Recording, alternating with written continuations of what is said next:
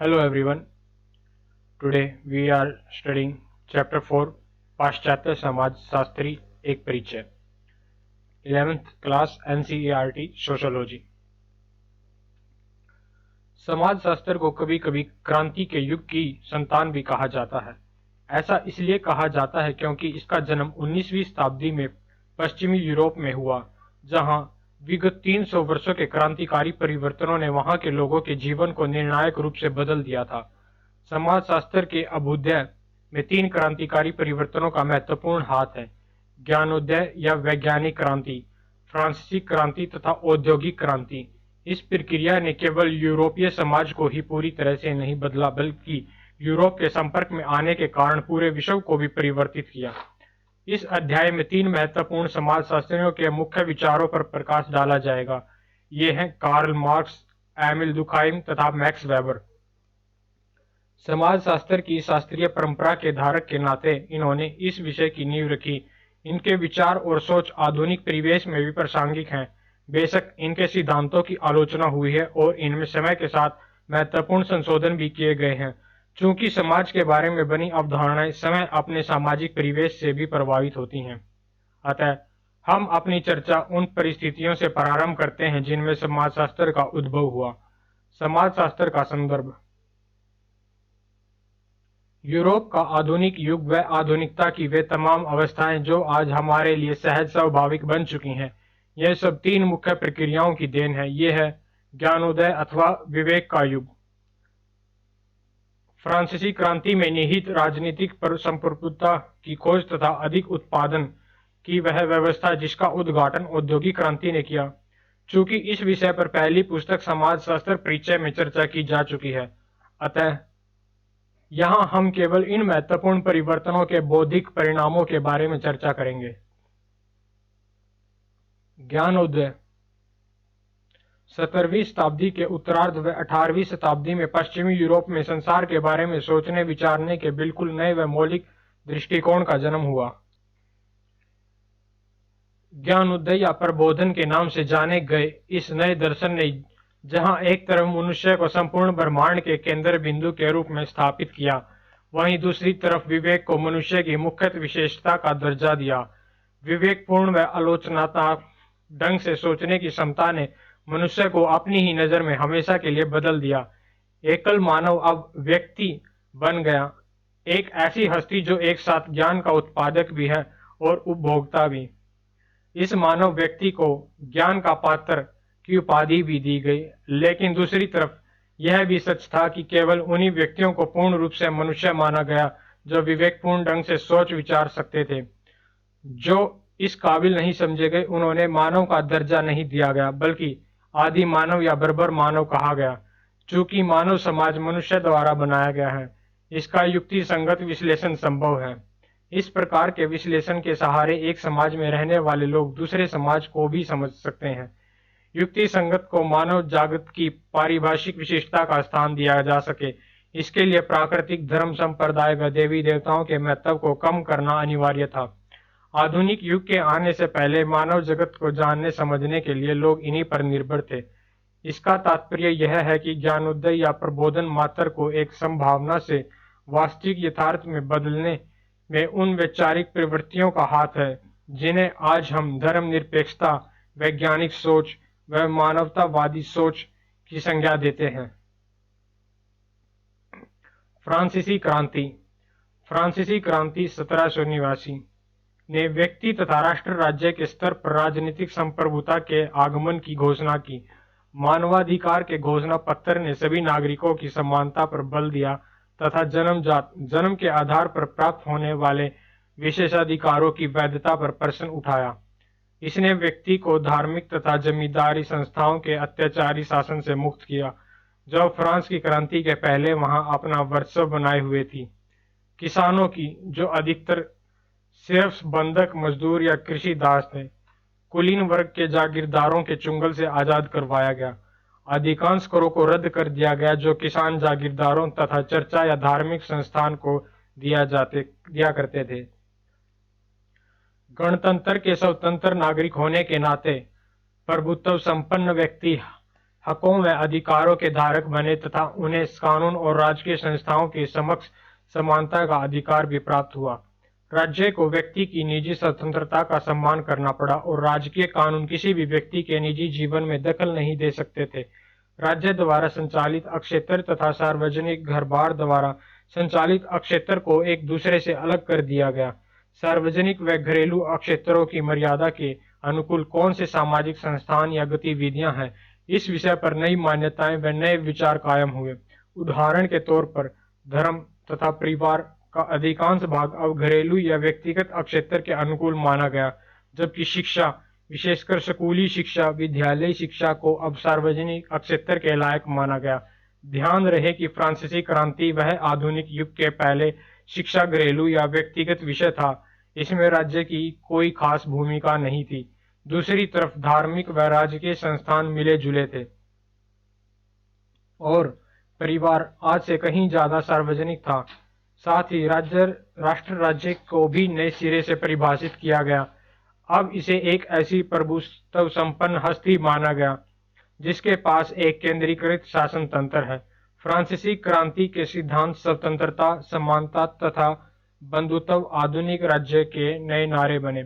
औद्योगिक क्रांति, आधुनिक उद्योग की नींव औद्योगिक क्रांति के द्वारा रखी गई, जिसकी शुरुआत ब्रिटेन में 18वीं शताब्दी के उत्तरार्ध तथा 19वीं शताब्दी के प्रारंभ में हुई। इसके दो प्रमुख पहलू थे। पहला, विज्ञान तथा तकनीकी का औद्योगिक उत्पादन में व्यवस्थित प्रयोग, विशेषकर नई मशीनों का आविष्कार तथा ऊर्जा के नए साधनों का औद्योगिक कामों का उपयोग। दूसरा, औद्योगिक क्रांति ने श्रम तथा बाजार को नए ढंग से व बड़े पैमाने पर संगठित करने के तरीके विकसित किए, जैसा कि पहले कभी देखने में नहीं आया था। नई मशीनें की स्पिनिंग जेनी नाम की सूत काटने वाली मशीन ने औद्योगिक उत्पादकता को बेशुमार रूप से बढ़ाया। साथ ही ऊर्जा के नए स्रोतों ने, जैसे भाप से चलने वाले इंजन के विभिन्न स्वरूप, उत्पादन प्रक्रिया को सुगम बनाया। इन्हीं प्रक्रियाओं ने विशाल कारखानों की नई औद्योगिक व्यवस्था व अधिक उत्पादन यानी बड़े पैमाने पर औद्योगिक वस्तुओं का निर्माण को जन्म दिया। अब वस्तुओं का उत्पादन बड़े पैमाने पर संपूर्ण विश्व के बाजारों के लिए किया जाने लगा। इन उत्पादों के निर्माण के लिए आवश्यक कच्चा माल भी दुनिया भर से प्राप्त किया जाने लगा। इस प्रकार बड़े पैमाने के आधुनिक उद्योग पूरी दुनिया में छा गए। उत्पादन व्यवस्था में परिवर्तन होने के कारण सामाजिक जीवन में भी परिवर्तन हुए। शहरी इलाकों में बसे हुए उद्योगों को चलाने के लिए मजदूरों की मांग को उन विस्थापित लोगों ने पूरा किया जो ग्रामीण इलाकों को छोड़ काम की तलाश में शहर आकर बस गए थे। कम तनख्वाह मिलने के कारण अपनी जीविका चलाने के लिए पुरुषों और स्त्रियों को ही नहीं बल्कि बच्चों को भी लंबे समय तक खतरनाक परिस्थितियों में काम करना पड़ता था।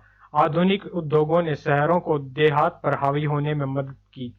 कस्बे और छोटे छोटे शहर जनसंख्या निवास के मुख्य स्थान बने। यहाँ ऊंच नीच की विषमताओं में बटा विशाल जनसमूह थोड़े मगर सघन आबादी के भीड़ भाड़ भरे इलाकों में रहने लगा। अमीर व शक्तिशाली लोग शहरों में रहने लगे, लेकिन साथ ही मजदूर वर्ग के गरीब लोग भी उन्हीं शहरों में झुग्गी झोपड़ियों वाली गंदी बस्तियों में रहने को विवश थे। आधुनिक शासन पद्धतियों के अनुसार राजतंत्र को स्वास्थ्य, सफाई व्यवस्था, आपराधिक गतिविधियों व व्यवसायों पर नियंत्रण तथा सर्वांगीण विकास जैसे सार्वजनिक समूहों विषयों की जिम्मेदारी उठानी पड़ी। इन नई जिम्मेदारियों को निभाने के लिए शासन तंत्र को नई प्रकार की जानकारी व ज्ञान की आवश्यकता महसूस हुई। नए ज्ञान के लिए उभरती मांग ने सामाजिक विज्ञान और विशेषकर समाजशास्त्र जैसी नई विधाओं के अभ्युदय व विकास में महत्वपूर्ण भूमिका निभाई। प्रारंभ से ही समाजशास्त्रीय विचार मुख्य रूप से औद्योगिक समाज के विकास के वैज्ञानिक अन्वेषण से जुड़े हुए हैं। इसके कारण विद्वानों में इस विषय पर विवाद है कि समाजशास्त्र नए औद्योगिक समाज का विज्ञान है। अनुभव को आधार बनाकर सामाजिक तौर तरीकों पर वैज्ञानिक विचार विमर्श तभी संभव हुआ जब आधुनिक औद्योगिक समाज की शुरुआत हुई। किसी भी समाज को समझने का आधार वहां के राज्य द्वारा तैयार की गई वैज्ञानिक सूची बनी, जो इसके सामाजिक संकायों की देखरेख करती थी। समाजशास्त्रीय सिद्धांत इसी चिंतन मनन का परिणाम है। कार्ल मार्क्स जर्मनी के निवासी थे, परंतु देश से निकाले जाने के कारण उन्होंने अपना अधिकतम समय ब्रिटेन में बिताया। उनके क्रांतिकारी राजनीतिक विचारों के कारण उन्हें न केवल अपनी मातृभूमि बल्कि ऑस्ट्रिया तथा फ्रांस से भी निकाल दिया गया। दार्शनिक न होते हुए भी उन्होंने दर्शन शास्त्र का अध्ययन किया। वे एक सामाजिक चिंतक और विश्लेषक थे जिन्होंने अत्याचार तथा शोषण को खत्म करने की वकालत की। उन्हें विश्वास था कि वैज्ञानिक समाजवाद के द्वारा इस लक्ष्य की प्राप्ति हो सकती है। इसकी प्राप्ति के लिए मार्क्स ने पूंजीवादी समाज का आलोचनात्मक विश्लेषण कर उनकी कमजोरियों को उजागर किया ताकि इस व्यवस्था का पतन हो सके। मार्क्स का ये कहना था कि समाज ने विभिन्न चरणों में उन्नति की है। ये चरण हैं आदिम साम्यवाद, दास्तां, सामंतवादी व्यवस्था तथा पूंजीवादी व्यवस्था। पूंजीवाद मनुष्य के विकास का सबसे नवीनतम चरण है, लेकिन उनका मानना था कि बहुत जल्दी ही इसका स्थान समाजवाद ले लेगा। पूंजीवादी समाज में अलगाव की स्थिति और शांति का स्थानांतरण कई स्तरों पर काम करता हुआ दिखाई देता है। पहला, आधुनिक पूंजीवादी समाज में मनुष्य प्रकृति से अपने आप को काफी अलग थलग पाता है। दूसरा, व्यक्ति में अलगाव की स्थिति पैदा हो गई है क्योंकि पूंजीवाद ने सामाजिक व्यवस्था के चले आ रहे सामूहिक रूप को व्यक्तिगत बना दिया है और यहाँ सभी आपसी संबंध ज्यादातर बाजार से परिचालित या और व्यवस्थित होते हैं। तीसरा, कामकाजी व्यक्तियों का एक बड़ा समूह समय अपने मेहनत के फल से वंचित है क्योंकि मजदूर का अपने द्वारा उत्पादित वस्तुओं पर कोई अधिकार नहीं है। इसके अलावा मजदूरों का कार्य प्रणाली पर कोई नियंत्रण नहीं है। पहले प्रशिक्षित दस्तकार का अपने श्रम पर पूरा नियंत्रण होता था। आज कारखानों में काम करने वाले मजदूरों की दिनचर्या का निर्धारण प्रबंधक करते हैं। अतः इन परिणामों के फलस्वरूप आज व्यक्ति समय से अलग हो गया और अपने जीवन को सक्षम बनाने के लिए वह संघर्ष करता है। जहां वह आजाद तो है परंतु अलग थलग है और अपने जीवन पर उसका नियंत्रण पहले की तुलना में कम हो गया है। हालांकि यह व्यवस्था शोषण तथा अत्याचार पर आधारित थी, परंतु फिर भी मार्क्स का यह मानना था कि पूंजीवाद मानव इतिहास में एक आवश्यक तथा प्रगतिशील चरण रहा क्योंकि इसने ऐसा वातावरण तैयार किया जो भविष्य में समान अधिकारों की वकालत करने तथा शोषण और गरीबी को समाप्त करने के लिए आवश्यक है। पूंजीवादी समाज में परिवर्तन सर्वहारा वर्ग द्वारा लाया गया जो इसके शोषण के शिकार हैं, जो एक साथ मिलकर क्रांतिकारी परिवर्तन द्वारा इसे जड़ से समाप्त कर स्वतंत्रता तथा समानता पर आधारित समाजवादी सोशलिस्ट समाज की स्थापना करेंगे। पूंजीवादी व्यवस्था की कार्य प्रणाली को समझने के लिए मार्क्स ने इसके राजनीतिक, सामाजिक, विशेषकर इसके आर्थिक रूप का गहन अध्ययन किया। अर्थव्यवस्था के बारे में मार्क्स की धारणा थी कि यह उत्पादन के तरीकों पर आधारित होती है। यह उत्पादन की विस्तृत प्रणाली है जिसका संबंध ऐतिहासिक काल से है।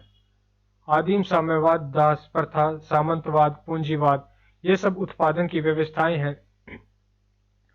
सामान्य स्तर पर उत्पादन की व्यवस्थाएं एक काल विशेष में जीवन की विशेषताओं को दिखाती हैं। विशेष स्तर पर हम उत्पादन की व्यवस्था को एक इमारत की तरह ले सकते हैं। जैसा एक इमारत में एक आधार पर नवीन होती है जिस पर इमारत खड़ी होती है और फिर एक ढांचा जो इस नींव पर खड़ा किया जाता है, इस प्रकार यहाँ पर नींव या अर्थव्यवस्था का आधार प्राथमिक तौर पर आर्थिक होता है और इसमें उत्पादक शक्तियां और उत्पादन संबंध शामिल होते हैं।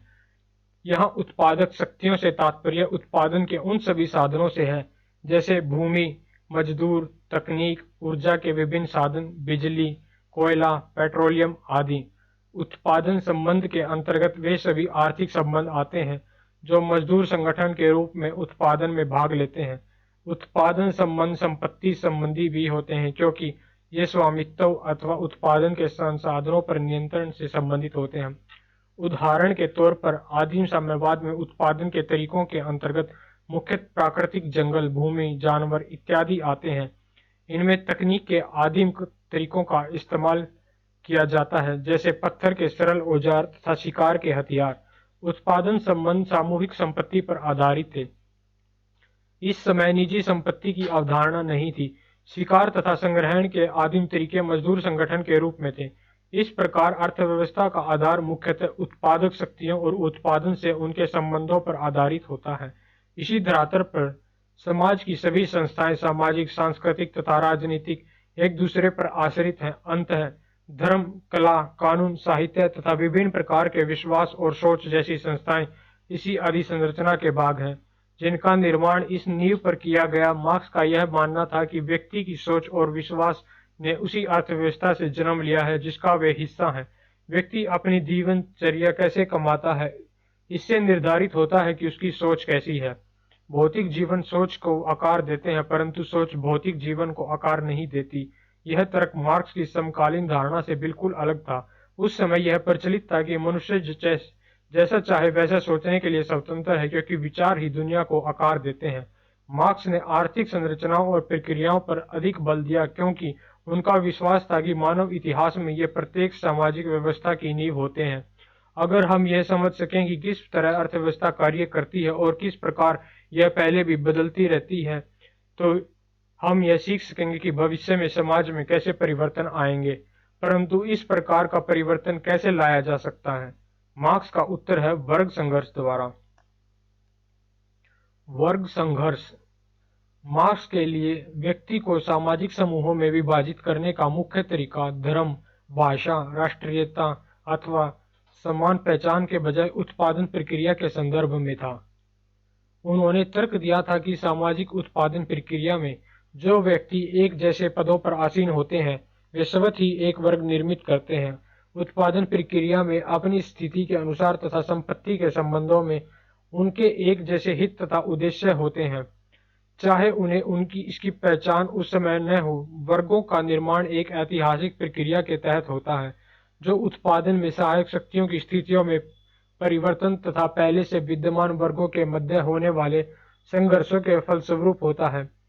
जैसे उत्पादन के साधन, उत्पादन तकनीक तथा उत्पादन के सामाजिक संबंधों में परिवर्तन आता है, तो विभिन्न वर्गों में संघर्ष बढ़ जाता है, जिसका परिणाम संघर्ष होता है। उदाहरण,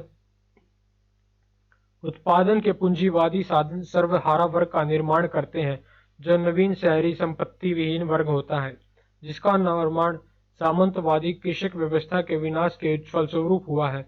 सिर्फ एक छोटे छोटे कृषकों की भूमि तथा आजीविका के पूर्ववर्ती स्रोत में बेदखल कर दिया गया।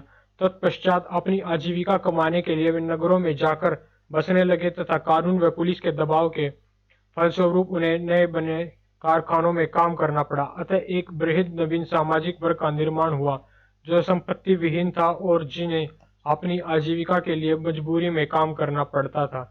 उत्पादन प्रक्रिया में साझे रूप से काम करने के कारण मजदूरों ने एक अलग वर्ग बनाया। मार्क्स वर्ग संघर्ष के प्रतिपादक थे। उन्होंने यह मानना था कि वर्ग संघर्ष सामाजिक परिवर्तन लाने वाली मुख्य ताकत होती है। कम्युनिस्ट मैनिफेस्टो, जो कार्य करने का कार्यक्रम भी था, में मार्क्स तथा एंगेल्स ने अपने विचार स्पष्ट तथा संक्षेप में रखे। इसकी प्रारंभिक पंक्तियां घोषणा करती हैं, प्रत्येक विद्यमान समाज का इतिहास वर्ग संघर्ष का इतिहास है। मनुष्य के इतिहास को ढूंढते हुए उन्होंने यह बताया कि वर्ग संघर्ष की प्रकृति विभिन्न ऐतिहासिक कालों में भिन्न थी। आदिम से आधुनिक रूप में समाज का विकास कई भिन्न चरणों में हुआ और प्रत्येक काल में शोषक तथा शोषित वर्ग एक दूसरे से अलग होते हैं। मार्क्स और एंगेल्स ने लिखा है, आजाद तथा दास, कुलीन तथा सामान्यजन, जमींदार एवं सर्फ, श्रेणी प्रमुख तथा कारीगर, एक शब्द में शोषक और शोषित एक दूसरे का विरोध लगातार करते रहते हैं, निरंतर, कभी दबे रूप में, कभी खुले रूप में युद्ध। प्रत्येक स्तर पर मुख्य विरोधी वर्ग उत्पादन प्रक्रिया के अंतर विरोध से पहचाना जाते हैं। पूंजीवादी व्यवस्था में उत्पादन के सभी साधनों पर पूंजी, फैक्ट्री, मशीनें, भूमि इत्यादि बुजुर्गा वर्ग का अधिकार होता है। दूसरी तरफ श्रमिक वर्ग का उत्पादन के सभी साधनों पर से अधिकार समाप्त हो गया। अंततः पूंजीवादी सामाजिक व्यवस्था में मजदूरों के पास जीवित रहने के लिए सिवाय अपने श्रम को बचाने के दूसरा कोई रास्ता नहीं रह गया था, क्योंकि उनके पास और कुछ बचा नहीं रहा था। अगर दो वर्ग सिद्धांत एक दूसरे के विरोधी भी हो तो भी वे स्वतः संघर्ष में नहीं पड़ते हैं। संघर्ष होने के लिए यह आवश्यक है कि वे अपने वर्ग हित तथा पहचान के प्रति जागरूक हो, साथ ही अपने विरोधी के हितों तथा पहचान के प्रति सजग रहें। इस प्रकार की वर्ग चेतना के विकसित होने के उपरांत राजनीतिक गोलबंदी के तहत वर्ग संघर्ष होते हैं। इस प्रकार के संघर्षों से प्रभावशाली अथवा शासक वर्ग को उनके द्वारा उखाड़ फेंका जाता है, जो पहले से शासित अथवा अधीनस्थ वर्ग होता है। इसे ही क्रांति कहते हैं। मार्क्सवादी सिद्धांत के तहत आर्थिक प्रक्रियाओं से विरोधों का जन्म होता है, जो आगे चलकर वर्ग संघर्ष को जन्म देते हैं। परंतु आर्थिक प्रक्रियाएं स्वतः क्रांति का नेतृत्व नहीं करती, बल्कि सामाजिक तथा राजनीतिक प्रक्रियाएं भी समाज को पूर्णतः परिवर्तित करने के लिए आवश्यक होती हैं।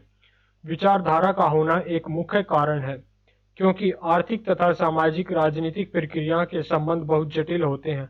प्रत्येक काल में शासक वर्गों द्वारा प्रभुत्वशाली विचारधारा को बढ़ावा दिया जाता है। यह प्रभुत्वशाली विचारधारा अथवा दुनिया को देखने का नजरिया शासक वर्ग के प्रभाव तथा विद्यमान सामाजिक क्रम को न्याय संगत ठहराता है। उदाहरण के तौर पर प्रभावी विचारधारा गरीब व्यक्तियों को यह सोचने के लिए प्रेरित करती है कि वे गरीब इसलिए नहीं है कि उनका शोषण अमीरों द्वारा होता है, बल्कि अपने भाग्य के कारण अथवा पिछले जन्म में अपने बुरे कर्मों द्वारा इत्यादि। हालांकि प्रभुत्वशाली विचारधारा हमेशा सफल नहीं होती और उन्हें विरोधी विचारधाराओं अथवा वैकल्पिक वैश्विक दृष्टियों की चुनौतियों का सामना करना पड़ता है। चूंकि प्रत्येक वर्ग में सजगता सतत रूप से नहीं पाई जाती, अतः एक विशेष ऐतिहासिक परिस्थिति में कई वर्ग किस प्रकार से कार्य करेगा, इसका पूर्वानुमान नहीं लगाया जा सकता। अतः मार्क्स के अनुसार आर्थिक प्रक्रियाएं ज्यादातर वर्ग संघर्ष को जन्म देती हैं। हालांकि यह राजनीतिक तथा सामाजिक स्थितियों पर भी निर्भर करता है। अनुकूल परिस्थितियों के अंतर्गत वर्ग संघर्ष क्रांति के रूप में परिणत हो जाता है। एमिल दुर्खाइम को समाजशास्त्र के औपचारिक संकाय का संस्थापक माना जा सकता है, क्योंकि वे सन 1913 में पेरिस में समाजशास्त्र के पहले प्रोफेसर थे। रूढ़िवादी यहूदी परिवार में जन्मे दुर्खाइम को रेबिनिकल विद्यालय, धार्मिक यहूदी विद्यालय में प्रारंभिक शिक्षा के लिए भेजा गया। 1876 में जब उन्होंने इकोल नॉर्माल सुपेरियर में प्रवेश लिया, तब अपने धार्मिक अभिविन्यास से संबंध विच्छेद कर अपने आप को नास्तिक घोषित कर दिया। लेकिन फिर भी उनके नैतिक पोषण का उनके समाजशास्त्रीय चिंतन पर गहरा प्रभाव पड़ा। किसी भी समाज की मुख्य विशेषता उनकी नैतिक संहिताएं होती हैं, जो व्यक्तिगत आचरण को निर्धारित करती हैं। एक धार्मिक परिवार से आने के कारण धर्म संबंधी धर्मनिरपेक्ष चिंतन उन्हें बेहद प्रिय था, जिसको वे विकसित करना चाहते थे। अपनी इस इच्छा की पूर्ति वे अपनी आखिरी पुस्तक the elementary forms of the religious life में कर पाए। दुर्खाइम के लिए समाज एक सामाजिक तथ्य तथा जिसका अस्तित्व नैतिक समुदाय के रूप में व्यक्ति से ऊपर था। वे बंधन जो मनुष्य को समूहों के रूप में आपस में बांधते थे, समाज के अस्तित्व के लिए निर्णायक थे। ये बंधन अथवा सामाजिक एकता व्यक्ति पर दबाव डालते हैं ताकि वह समूह के मानदंडों तथा अपेक्षाओं के अनुरूप हो। ये व्यक्ति के व्यवहार प्रतिमानों को बाधित करते हैं तथा विविधताएं एक छोटे दायरे में सिमट जाती हैं। सामाजिक क्रियाओं में विकल्पों को सीमित करने का आशय यह था कि सामाजिक व्यवहार का पूर्वानुमान संभव था, क्योंकि व्यवहार प्रतिमान के साथ होता है तथा प्रकार अवलोकित व्यवहार के प्रतिमान को देखकर मानदंडों, संहिताओं तथा सामाजिक एकता को पहचाना जा सकता था, जो उन्हें नियंत्रित करते थे। अतः दूसरे प्रकार की अमूर्त चीजों का अस्तित्व, जैसे विचारों, मानदंडों, मूल्यों इत्यादि को मनुष्य के सामाजिक व्यवहार के प्रतिमान के अध्ययन से अनुभाविक रूप से सत्यापित किया जा सके, क्योंकि वे समाज में एक दूसरे से संबंधित हैं। दुर्खाइम के अनुसार सामाजिकता को आचरण की संहिताओं में पाया जा सकता था, जो व्यक्ति पर सामूहिक समझौते के तहत जबरदस्ती थोपे जाते थे।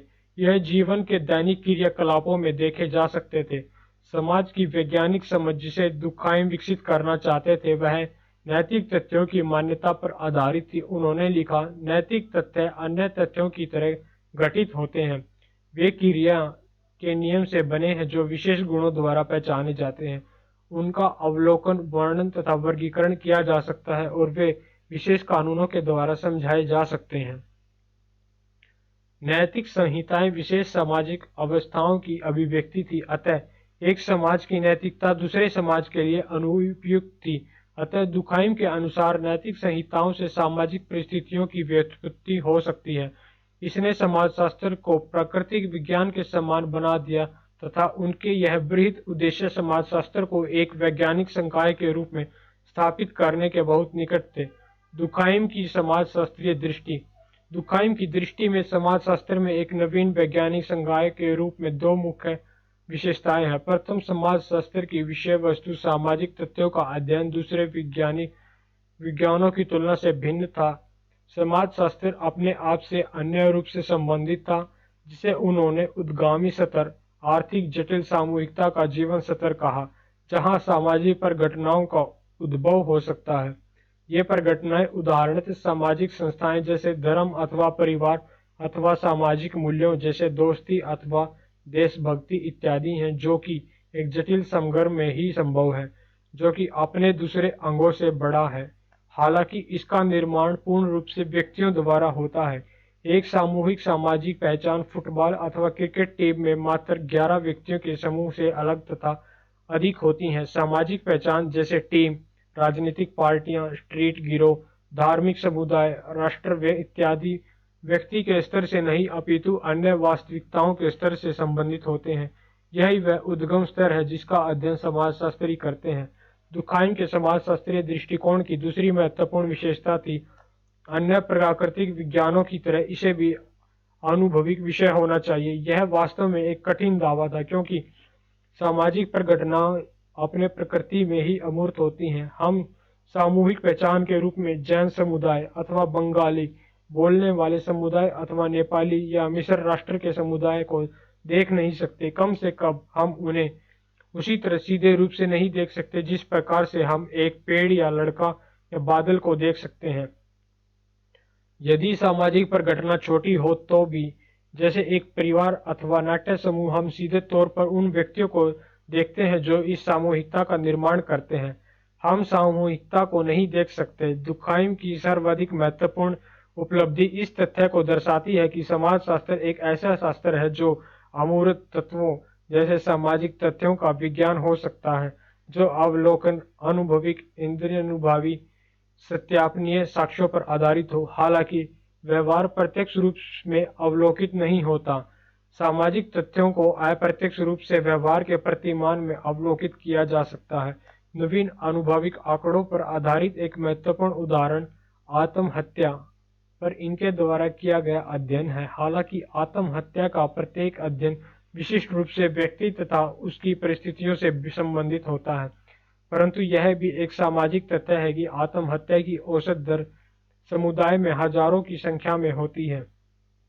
अतः सामाजिक तथ्य का अवलोकन सामाजिक व्यवहार से और मुख्य सामाजिक व्यवहार के कुल प्रतिमानों से किया जा सकता है। अतः सामाजिक तथ्य क्या है?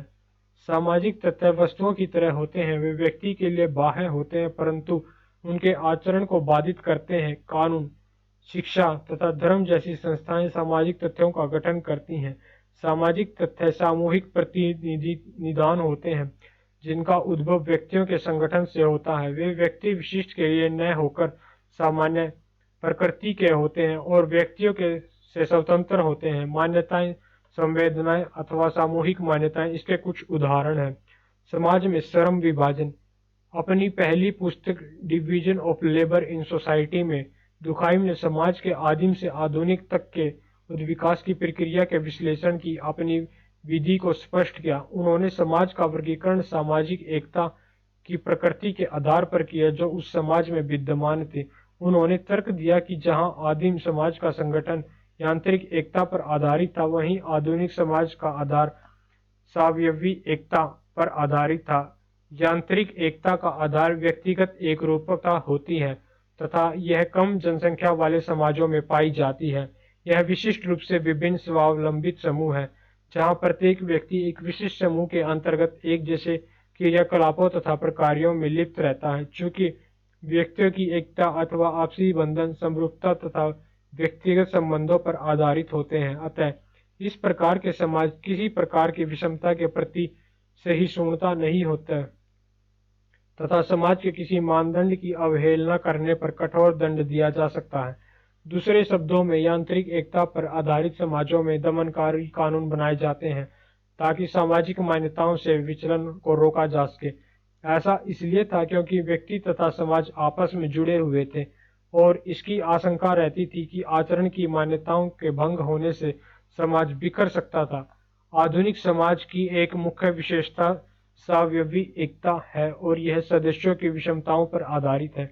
यह बृहत जनसंख्या वाले समाज में पाई जाती हैं, जहां अधिकतर सामाजिक संबंध अवैयक्तिक होते हैं। इस प्रकार के समाज का आधार संस्थाएं होती हैं और इसका प्रत्येक घटक अथवा इकाई अपने आप में स्वावलंबी न होकर अपने उत्तरजीवी की दूसरी इकाई अथवा समूह पर आश्रित होते हैं।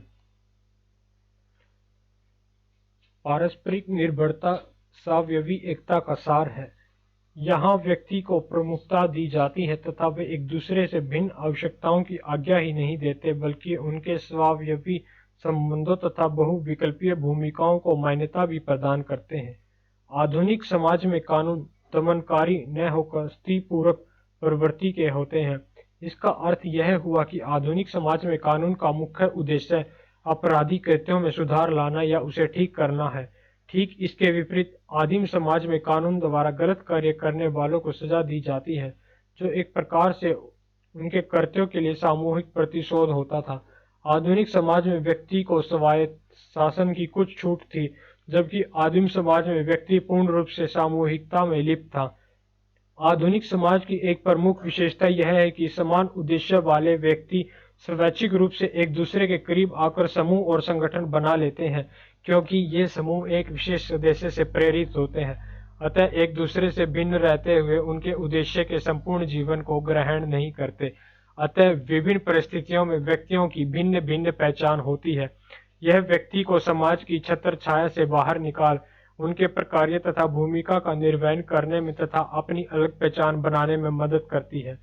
चूंकि हर व्यक्ति को अपनी बुनियादी जरूरतों जैसे रोटी, कपड़ा, मकान तथा शिक्षा की पूर्ति के दूसरों पर निर्भर रहना पड़ता है, इसके लिए उसकी दूसरों के साथ अंतःक्रिया बढ़ जाती है। इस प्रकार के समाज में अवैयक्तिक नियम तथा विधानों की आवश्यकता सामाजिक संबंधों के नियंत्रण के लिए होती है, क्योंकि व्यक्तिक संबंधों का निर्वाह अधिक जनसंख्या में संभव नहीं होता। The division of labour in society Durkheim के चिंतन के महत्व को दर्शाते हैं। एक सर्वथा भिन्न विषय को लेकर उसे नवीन वैज्ञानिक शाखा के रूप में स्थापित करने की कोशिश, जो इस प्रकार अनुभाविक विधि संगत हो, जिस प्रकार वे सामाजिक तथ्यों के रूप में विभिन्न प्रकार की सामाजिक एकता पर परिचर्चा करते हैं, जिसकी बिल्कुल स्पष्ट अभिव्यक्ति सामाजिक एकता में होती है। उनके उद्देश्य तथा सामाजिक संबंधों के धर्मनिरपेक्ष विश्लेषण जो विभिन्न समाजों में विद्यमान होते हैं, ने समाजशास्त्र को समाज में एक नवीन विज्ञान के रूप में स्थापित करने की नवीन नींव डाली। मैक्स वेबर जर्मनी में अपने समय के महत्वपूर्ण सामाजिक विचारक थे। सामाजिक तथा मानसिक तौर पर काफी लंबे समय तक बीमार रहने पर भी अपने पीछे समाजशास्त्रीय लेखन का एक अपूर्व भंडार छोड़ गए। उन्होंने कई विषयों पर विस्तार पूर्वक लिखा है, परंतु मुख्यतः सामाजिक क्रिया, व्याख्यात्मक समाजशास्त्र तथा शक्ति और वत्सव के विकास पर कार्य किया है। वेबर के चिंतन का दूसरा विषय आधुनिक समाज में युक्ति संगत प्रक्रिया विश्व के विभिन्न धर्मों का संबंध इस प्रक्रिया से है। मैक्स वेबर और व्याख्यात्मक समाजशास्त्र। वेबर ने यह तर्क दिया कि सामाजिक विज्ञानों का पूर्ण उद्देश्य सामाजिक क्रिया की व्याख्यात्मक सोच का विकास करना है। अतः ये विज्ञान प्राकृतिक विज्ञान से बहुत अलग थे, जिनका उद्देश्य प्रकृति के नियमों की खोज था जो इस भौतिक विश्व को संचालित करते हैं। चूंकि सामाजिक विज्ञानों का सामाजिक क्रियाओं से मुख्य सरोकार था तथा मानवीय क्रियाएं मुख्यतः विषयगत अर्थों से संबंध होती हैं, अतः सामाजिक विज्ञान की पद्धतियां प्राकृतिक विज्ञान की पद्धतियों से भिन्न होगी। वेबर के लिए सामाजिक क्रिया में वे सब मानवीय व्यवहार सम्मिलित थे जो अर्थपूर्ण थे, अर्थात वे क्रियाएं जिनसे कर्ता किसी अर्थ को संबंध करता है।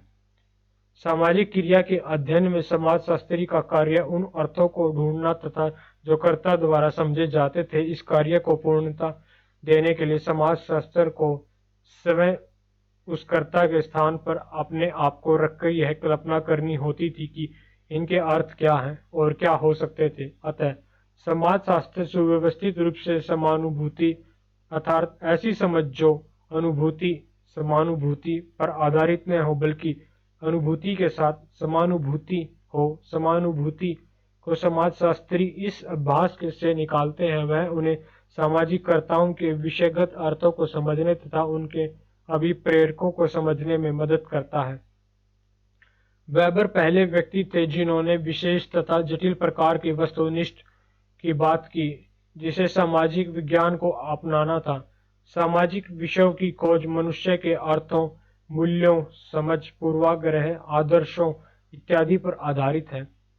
इस दुनिया के अध्ययन हेतु सामाजिक विज्ञान को इन विषयगत अर्थों को समझने के लिए तथा उसका संपूर्ण वर्णन करने के लिए सामाजिक विज्ञानों को सदैव समानुभूति समझ को अपनाना पड़ेगा, और इसे अपनाने के लिए समय उनके स्थान पर जिनकी क्रियाओं का वे अध्ययन कर रहे होते हैं उन्हें रखना पड़ेगा। लेकिन यह अध्ययन वस्तुनिष्ठ तरीके से करना था, हालांकि यह विषयगत मामला था। अतः समानुभूति समझ के लिए यह आवश्यक है कि समाजशास्त्री बिना समय की निजी मान्यताओं तथा प्रक्रियाओं से प्रभावित हुए पूर्ण रूपेण विषयगत अर्थों तथा सामाजिकताओं की अभिप्रेरणाओं को ईमानदारी पूर्वक अभिलिखित करे। दूसरे शब्दों में, समाजशास्त्री दूसरों की विषयगत भावनाओं का वर्णन करे, न कि परखे। वेबर ने इस प्रकार की वस्तुनिष्ठता को मूल्यतटस्थता कहा है। समाजशास्त्री इन विषयगत मूल्यों का ब्यौरा तटस्थ होकर इन मूल्यों के प्रति बिना अपनी भावनाओं में बहे करते हैं।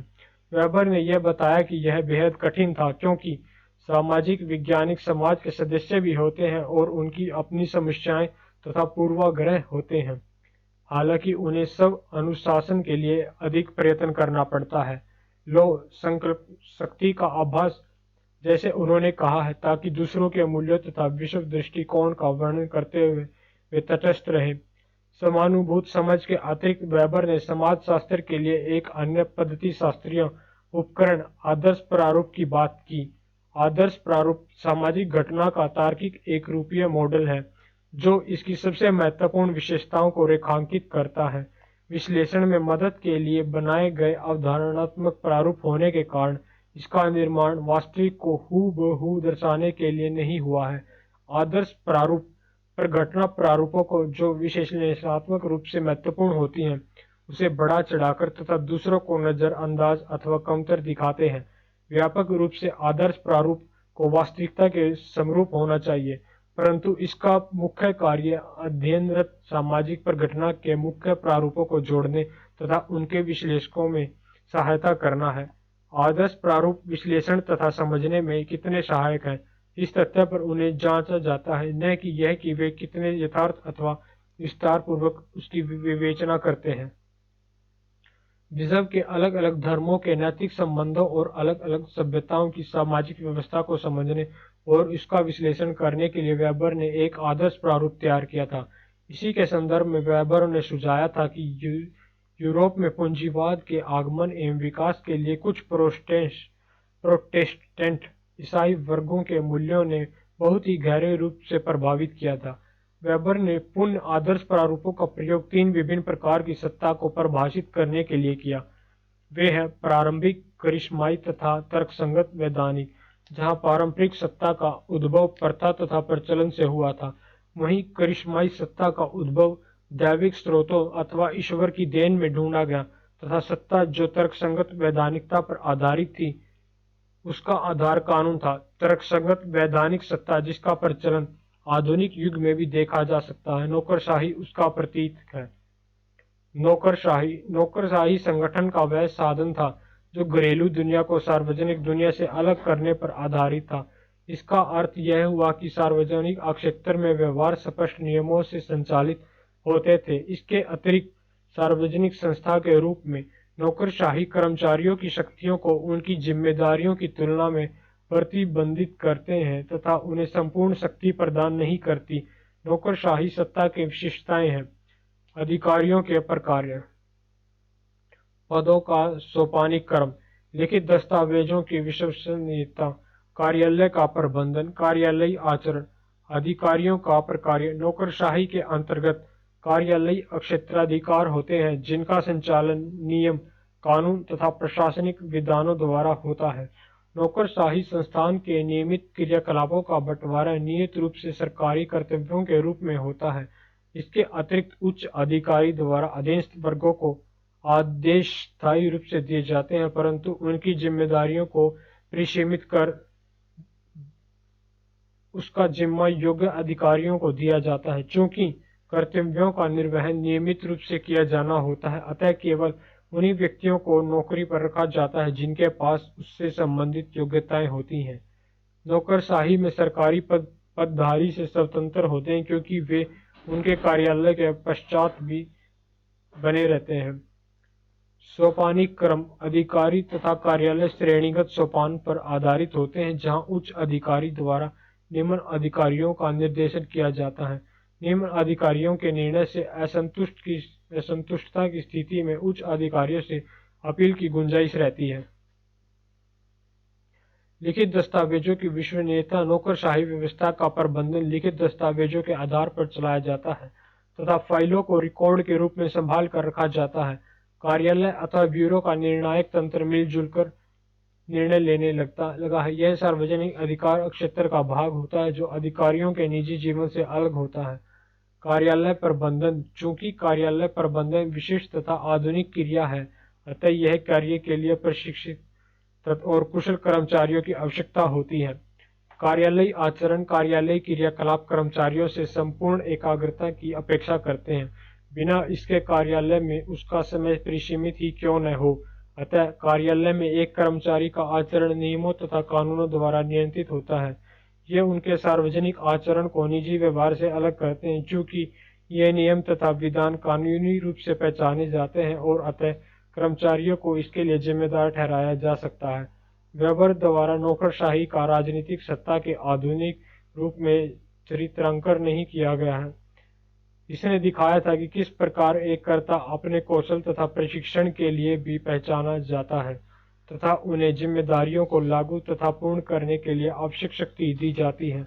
कानूनी परिसीमितता ने उनके कार्य तथा सत्ता को अनियंत्रित शक्तियों को सीमित कर कर्मचारियों को उनके सेवार्थियों के प्रति जिम्मेदार बनाया, क्योंकि वह कार्य सार्वजनिक क्षेत्र को पूरा किया जाता था। शब्दावली अलगाव पूंजीवादी समाज में ऐसी प्रक्रिया जिसके अंतर्गत मनुष्य प्रकृति से अथवा अजनबी बना दिया जाता है, अन्य मनुष्यों से, उनके कार्य तथा उत्पाद से समय को दूर महसूस करता है। ज्ञानोदय 18वीं शताब्दी के यूरोप का ऐसा समय जब दार्शनिकों ने धार्मिक सिद्धांत की सर्वमान्य को एक सिरे से नकार दिया, सत्य के लिए कारण को मुख्य माना तथा मनुष्य को उसका कारण का एकमात्र निमित्त माना गया। सामाजिक तथ्य सामाजिक वास्तविकता का एक पक्ष जो आचरण तथा मान्यताओं के सामाजिक प्रतिमान से संबंधित है, जो व्यक्ति द्वारा बनाया नहीं गया परंतु उनके व्यवहार पर दबाव डालता तथा उन्हें प्रभावित करता है। उत्पादन के साधन भौतिक उत्पादन की एक प्रणाली जो एक लंबे समय तक चलती है। प्रत्येक उत्पादन का साधन अपने उत्पादन के तरीकों, उदाहरण, तकनीक तथा उत्पादन संगठन के प्रकार तथा उत्पादन से उसके संबंधों से, उदाहरण, वास्तव सिर्फ वैतनिक मजदूरी पहचाना जाता है। ऑफिस नौकरशाही के संदर्भ में सरकारी पद अथवा औपचारिक शक्ति तथा निर्वैयक्तिक स्थिति जहां शक्तियां तथा कर्तव्य परिलक्षित होते हैं। ऑफिस का अलग अस्तित्व होता है जो व्यक्ति से संबंधित नहीं होता। इसी शब्द के अन्य अर्थ जो भिन्न जो वास्तविक नौकरशाही संस्था अथवा उसकी वास्तविक भौतिक स्थिति को इंगित करता है, उदाहरण, पोस्ट ऑफिस, पंचायत ऑफिस, प्रधानमंत्री ऑफिस, मेरे पिता अथवा माता का ऑफिस इत्यादि। So guys, the chapter has been finished. Now meet you soon in the next chapter. Till that time, be care.